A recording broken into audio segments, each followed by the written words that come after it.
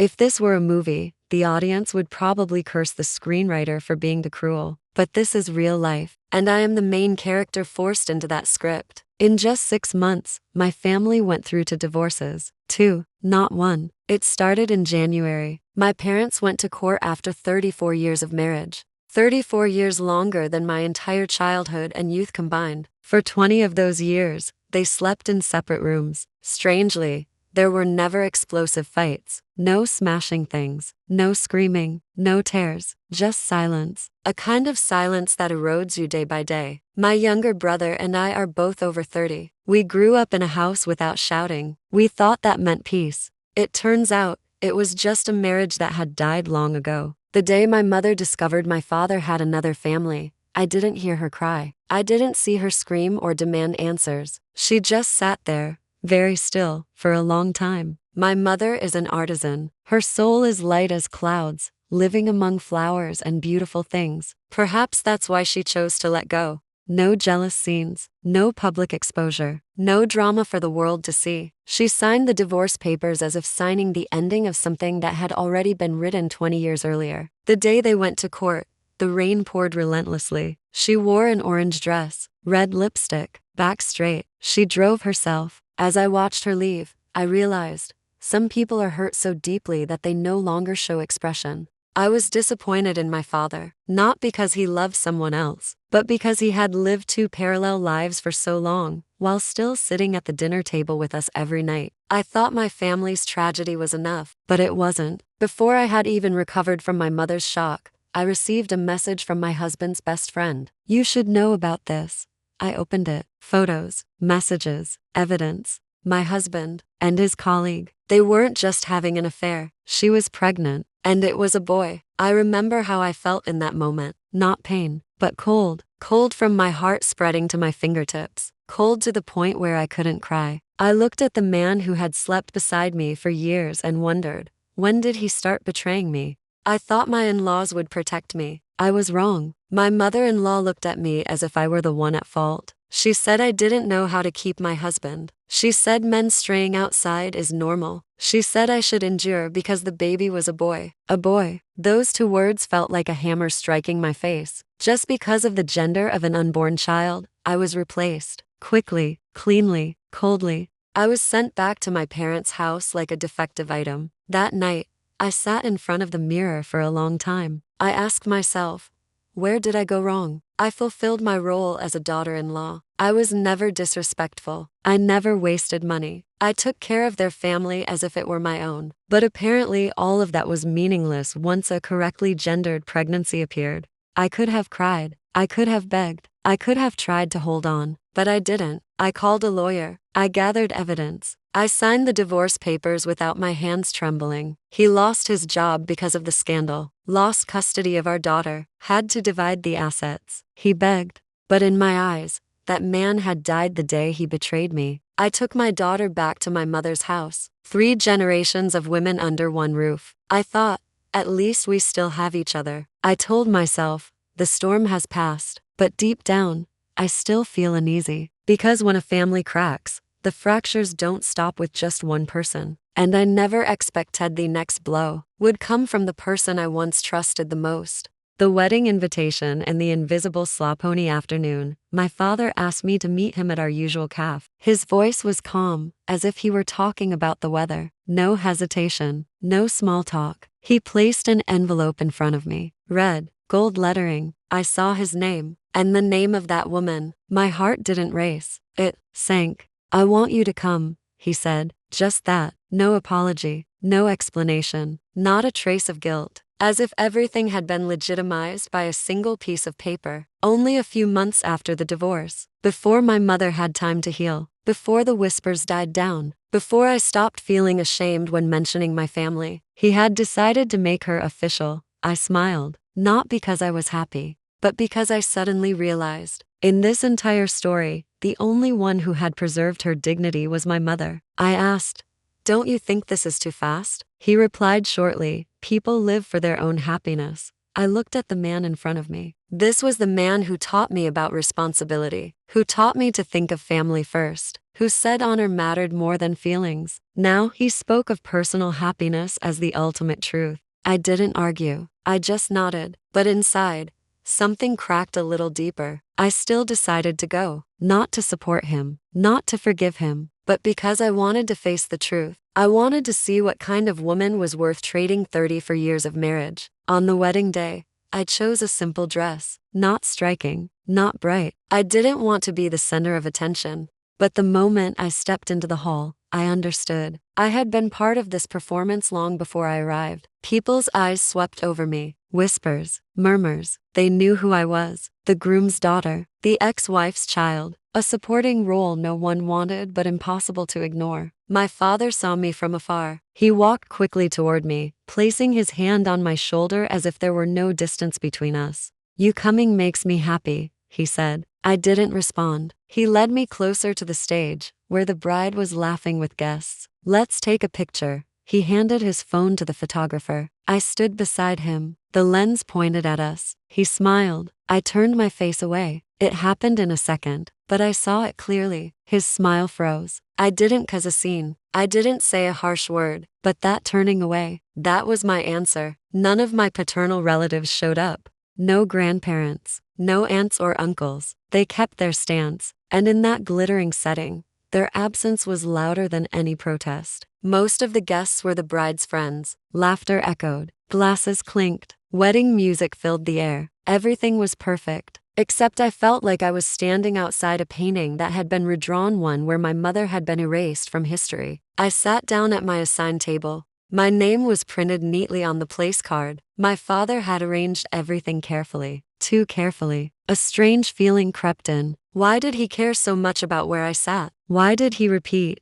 "Just stay in your seat, okay?" I began to feel I wasn't just a guest. I was part of a plan. I looked around. No familiar faces from my father's side. No one standing with me. No one representing my mother. I was alone, in a celebration called happiness. The pressure didn't come from the noise. It came from the silence inside me. I started asking myself, what does he want me to witness? What does he want me to accept? Or what is he trying to prove? The more I thought, the more suffocating it felt. But I stayed seated, back straight, calm, because I knew, if I left, they would call me petty. If I made a scene, they would say I was immature. I had been placed in a position where I had to be gracious, a trap named family. But I didn't know yet. The chair I was sitting on would be where everything spiraled out of control. And the real shock hadn't even begun. Keep yourself or keep the person? After all the arguments, I realized something. What scares me now isn't money, not the house, not the job, not the calculations of who gives more and who sacrifices more. It's a colder truth.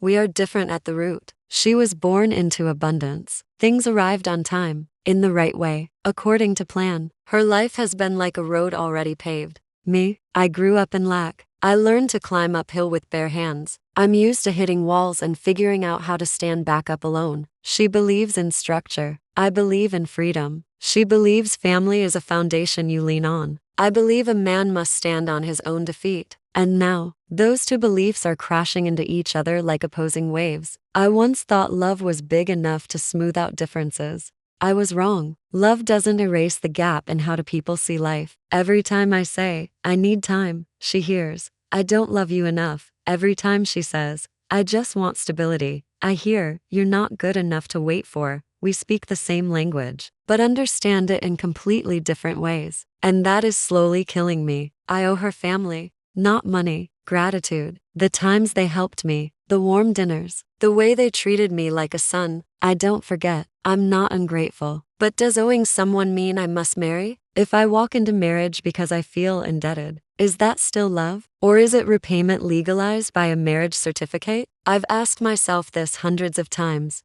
Not money, gratitude, the times they helped me, the warm dinners, the way they treated me like a son. I don't forget. I'm not ungrateful. But does owing someone mean I must marry? If I walk into marriage because I feel indebted, is that still love? Or is it repayment legalized by a marriage certificate? I've asked myself this hundreds of times. If I marry now, I'll have a house, a foundation, security. But will I still be me? Will I still be the man who swore he'd build everything on his own? Or will I slowly get used to being provided for, used to every step having a shadow behind it? And one day, when conflict happens, will someone say, if it weren't for this house back then? I'm not afraid of being poor. I'm afraid of losing the right to decide my own life. But if I walk away, what will I become? An ungrateful man? A betrayer? Someone who left the woman who loved him for 4 to 5 years? How will I look into her eyes when I say goodbye? How will I face the disappointment in her parents' eyes? I used to be the young man they were proud of. Now I could become the one who lets them down. I'm trapped between two choices, both painful. Marry and possibly lose myself. Don't marry and possibly lose her. And I've realized something even more terrifying.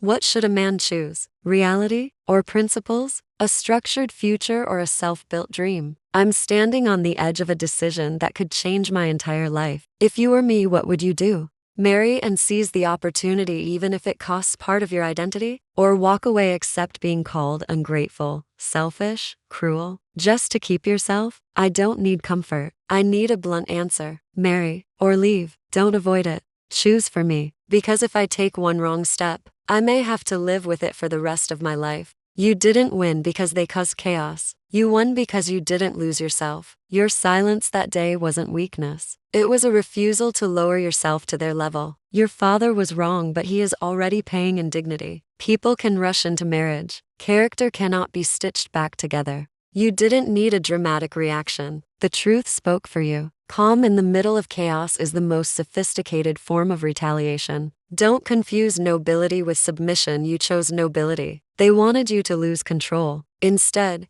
you made them lose face. Betrayal doesn't make you smaller. It exposes them. The one who should have felt ashamed that day wasn't you. Forgiveness doesn't mean going back. It means refusing to let the poison stay in you. Sometimes sitting in silence is the loudest statement. Your father has the right to remarry. He does not have the right to wound his child again. You didn't ruin the wedding. They did that themselves. A truly strong woman doesn't need to scream to be respected.